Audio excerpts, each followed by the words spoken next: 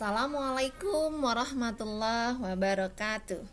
Berjumpa lagi kita di kelas pembelajaran prakarya dan kewirausahaan kelas 11 semester ganjil. Pada pertemuan kali ini kita akan melanjutkan pembahasan kita masih di bab yang sama, yaitu bab kerajinan bahan limbah berbentuk bangun datar. Pertemuan kali ini kita memasuki pokok bahasan tentang sistem produksi usaha kerajinan dari bahan limbah yang berbentuk bangun datar. Baik, kita lanjutkan. Kita masuki pembelajaran kita. Oke, sistem produksi usaha kerajinan dari bahan limbah berbentuk bangun datar. Produk kerajinan banyak memanfaatkan bahan-bahan alam seperti tanah liat, serat alam, kayu, bambu, kulit, logam, batu, dan rotan. Kemudian ada juga yang memanfaatkan bahan sintetis, yaitu seperti limbah kertas, limbah plastik, dan limbah karet. Produk kerajinan di setiap daerah memiliki kekhasan lokal yang menjadi keunggulannya, ya, menjadi keunggulan daerahnya. Jadi kalau misal di Lampung, misalnya kerajinan tapis misalnya, seperti itu ya. Tapi kalau tapis kan tidak dari bahan limbah, ya, seperti itu ya. Yang kita bahas kali ini adalah yang dari bahan limbah. Oke, kita lanjut. Misalnya di daerah Kasongan, daerah Yogyakarta, sumber daya alam banyak tersedia tanah liat. Ya, tanah liat ini kan sesuatu yang gratis, ya, jadi bisa diolah dengan bahan dari alam. Kerajinan ini berkembang yaitu berupa gerabah.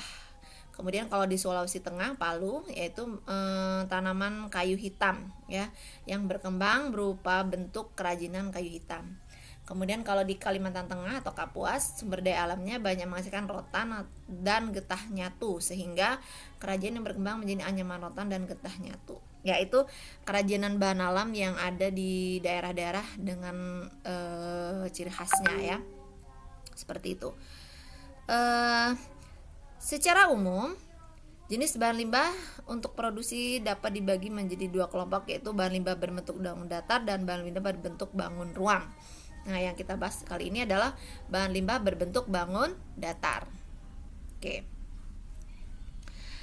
Aneka produksi dari bahan limbah berbentuk bangun datar, yaitu yang pertama dari kulit jagung, ya. Ternyata kulit jagung itu bisa dimanfaatkan menjadi hasil kerajinan yang memiliki estetika, ya, yang baik, atau memiliki fungsi yang baik, seperti itu, ya. Yang kedua, ya, ini adalah contoh-contoh dari kerajinan limbah kulit jagung, ya, ya. Yang kedua itu kerajinan dari limbah plastik, ya. Ini contoh-contohnya. Jadi limbah plastik yang kita buang-buang itu ternyata bisa kita manfaatkan menjadi kerajinan limbah plastik, kerajinan yang memiliki kegunaan atau daya estetis, ya. Seperti ini contohnya, topi, tas, gantungan kunci, ya. Ini dari limbah plastik. Kemudian kerajinannya daun atau pelepah, ya, daun atau pelepah. Nah, ini adalah contohnya dari daun pisang, ya, pelepah daun pisang. Nah, itu ternyata bisa kita gunakan yang diolah terlebih dahulu sedemikian rupa, dikeringkan, diberi pewarnaan, ya. Kemudian nanti dibentuk-bentuk jadi hasil karya yang sangat indah, seperti itu, ya. Kemudian kerajinan dari limbah kertas. Nah, limbah kertas ini banyak, ya, banyak sekali limbah kertas. Limbah organik kering, ya, merupakan bagian limbah organik kering. Hal ini karena kertas mudah terurai dalam tanah. Karena kertas juga dibuat dari ini, ya, dari bahan alam juga, ya, seperti itu. Meskipun kertas mudah hancur jika terkena air, namun jika digunakan sebagai bahan dasar produk kerajinan, kertas tersebut dapat diolah sedemikian rupa sehingga tidak mudah hancur, ya, seperti itu.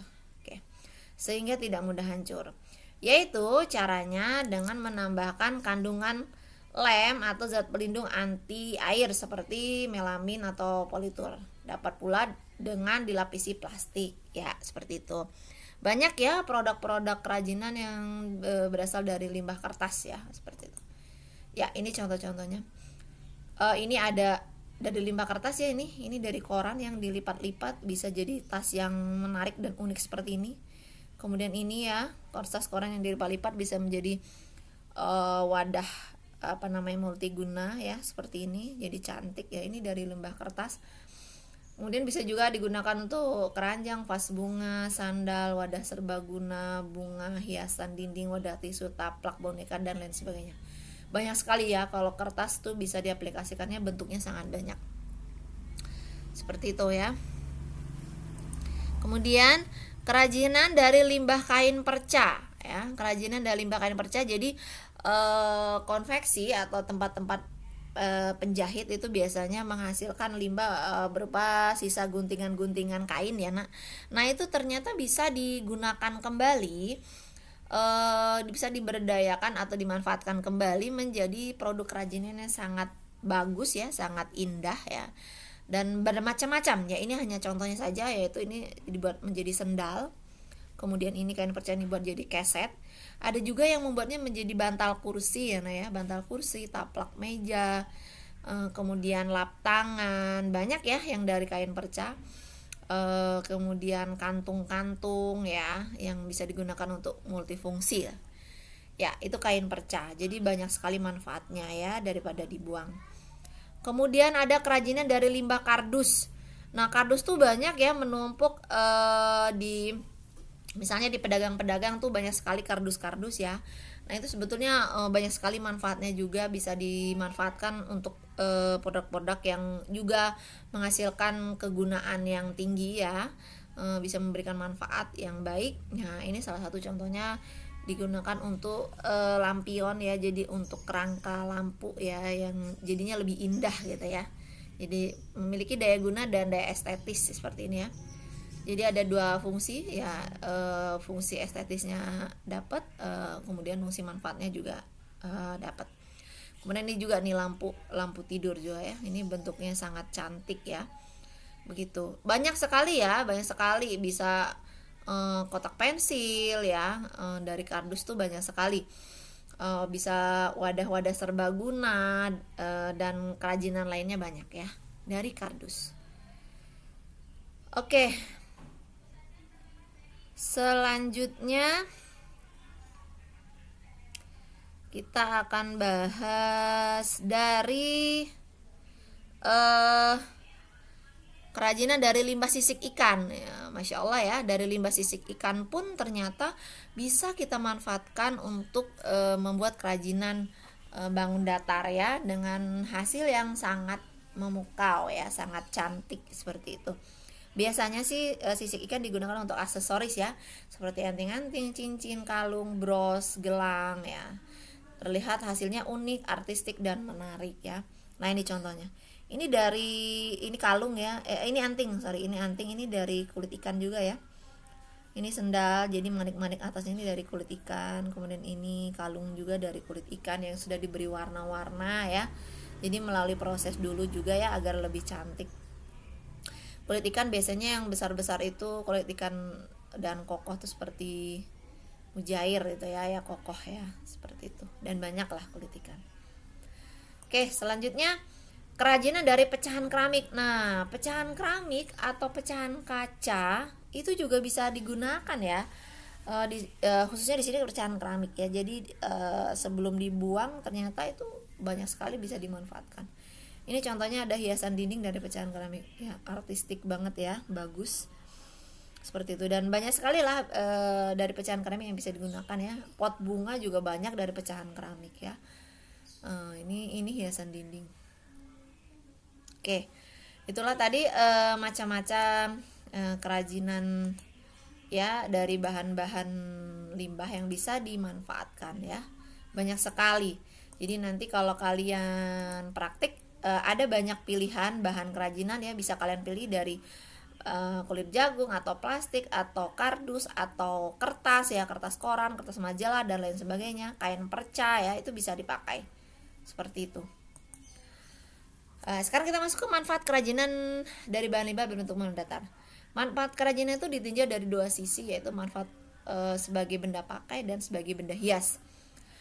Sebagai benda pakai, produk kerajinan dibuat mengutamakan fungsinya. Adapun unsur keindahan hanyalah pendukung ya. Jadi kalau sebagai benda pakai ya, misalnya tadi sendal ya, pembuatan sendal itu lebih ke fungsinya seperti itu. Tapi fungsi keindahannya itu juga sebagai pendukung ya, agar lebih baik seperti itu. Tapi manfaat utamanya itu fungsi.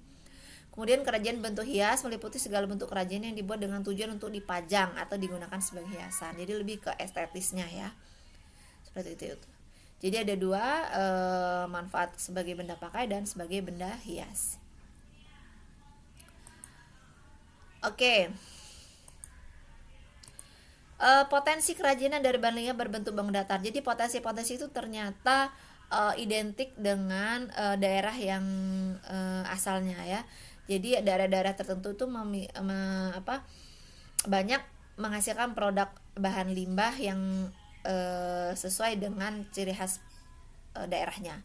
Misalnya daerah pesisir pantai, tentunya kalau pesisir pantai atau laut itu yang lebih dominan tuh seperti limbah sisik ikan ya, karena kan banyak menghasilkan ikan-ikan ya. Kemudian daun pandan, daun kelapa. Nah biasanya kan kalau di pantai tuh banyak pohon-pohon kelapa seperti itu. Sebenarnya banyak ya, kalau daerah laut tuh bisa ditambahkan juga seperti kulit kerang ya. Kulit kerang itu bisa juga digunakan ya, itu karena daerah pantai atau laut ya, seperti itu. Kemudian daerah pegunungan, biasanya kalau pegunungan itu perkebunan ya, seperti itu ya. Jadi ada daun kering ya, kulit buah-buahan ya, kemudian seperti salak, kulit pete Cina dan lain sebagainya yang bisa digunakan. Ini hasil kebun ya, hasil perkebunan. Daerah pertanian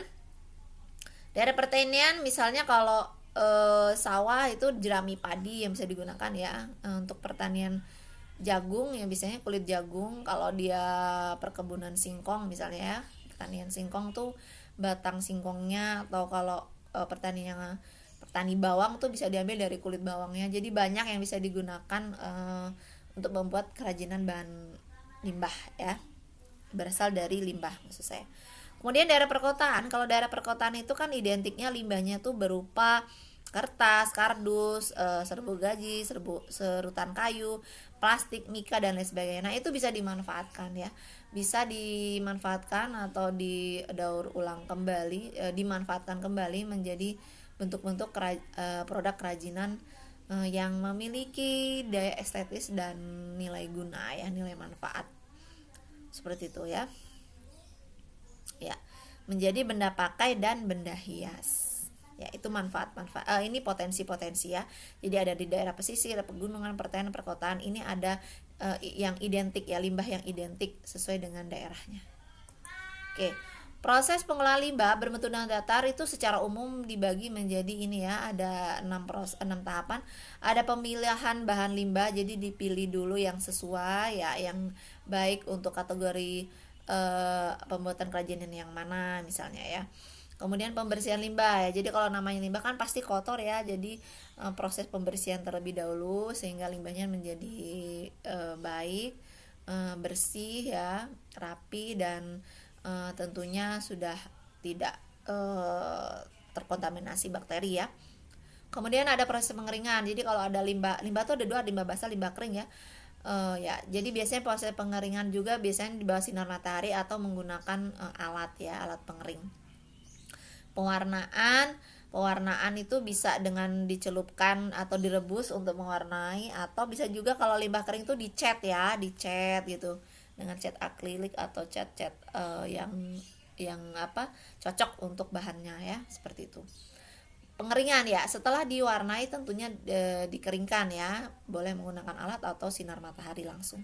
Kemudian finishing untuk menghasilkan hasil akhir yang baik ya, seperti itu ya. Finishing kalau dia berupa daun yang berkerut mungkin bisa disetrika begitu ya, atau kalau berupa kayu atau itu bisa dihaluskan ya, diamplas seperti itu ya.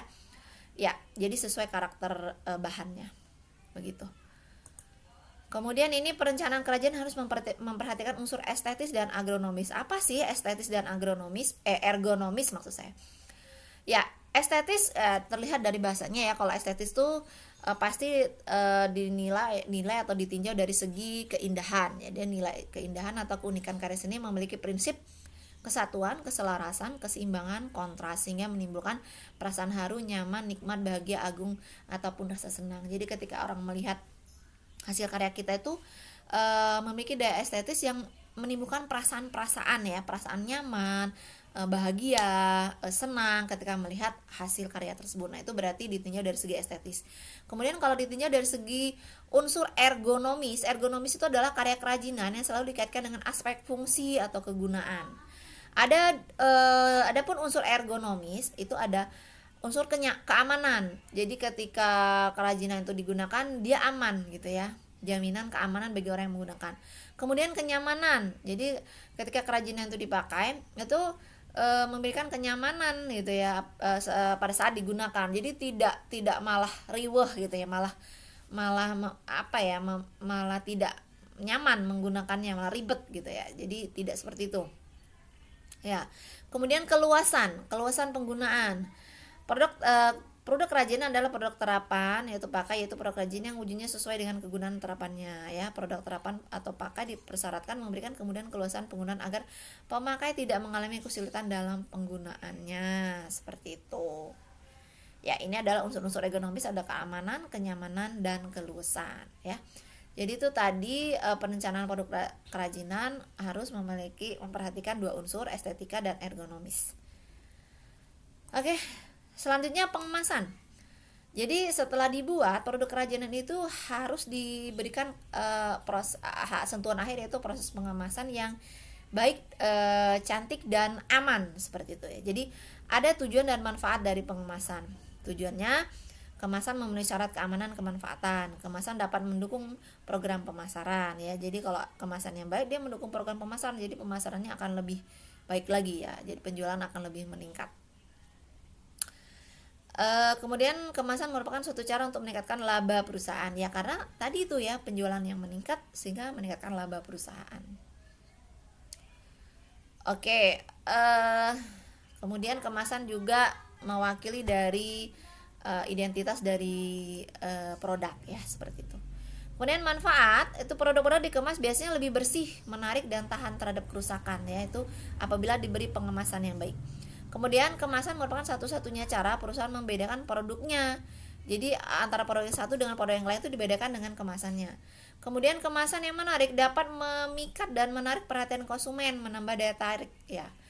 Kemudian kemasan dapat menambah nilai jual produk, itu manfaat. Nah, ini kalau ini yang atas tujuan ya. Seperti itu. Ya, itu tadi tujuan dan manfaat dari pengemasan ya. Sedangkan pengemasan itu sendiri jenisnya ada kemasan kertas, kayu, dan plastik. Oke. Itulah tadi pembahasan tentang sistem produksi kerajinan bahan limbah berbentuk bangun datar ya. Selanjutnya tugas mandiri ya. Setelah kita membahas tadi ya, dan pekan lalu kita sudah membahas tentang perencanaan kerajinan bahan limbah berbentuk bangun datar. Kali ini kita akan mencoba ya. Silakan kalian mencoba di rumah untuk membuat rancangan kerajinan bahan limbah berbentuk bangun datar dengan memanfaatkan potensi yang ada di daerahmu. Jadi yang ada di sekitar kamu yang dimungkinkan untuk kalian buat, seperti itu ya. Jadi cari yang memungkinkan kalian buat. Kemudian kalian siapkan alat dan bahannya, kemudian siapkan peralatan dan keselamatan kerja ya. Jadi keselamatan kerja juga harus diperhatikan. Kemudian lakukan proses pembuatan kerajinan. Nah, proses pembuatannya itu jangan lupa didokumentasikan prosesnya berupa video. Dan silakan nantinya video tersebut diedit semenarik mungkin, lalu diberikan keterangan alat, bahan, kemudian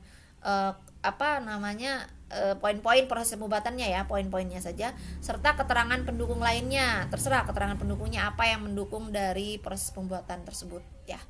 Nah, waktu pengerjaan selama 2 minggu, kemudian dikumpulkan di e-learning berupa link Google Drive. Dan jangan lupa link ini kalian sudah set modenya yang bisa diakses ya, bisa dibuka. Jadi jangan posisi terkunci. Oke. Sekian pertemuan kita kali ini tentang sistem produksi kerajinan bahan limbah berbentuk bangun datar. Mudah-mudahan bermanfaat. Jika ada yang kurang jelas, boleh dikomunikasikan di grup kelas. Ibu cukupkan. Assalamualaikum warahmatullahi wabarakatuh. Sampai berjumpa di pertemuan selanjutnya.